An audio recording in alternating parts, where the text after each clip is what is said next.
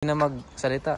Okay, andito po tayo para sa service maintenance ng Toyota Corolla Hybrid vehicle with the engine 2CR FXE. Kaya tinawag na FXE, yung sa gitna na X, ang ibig sabihin nun, it represent the hybrid engine. Now, this is the engine and this is the inverter converter.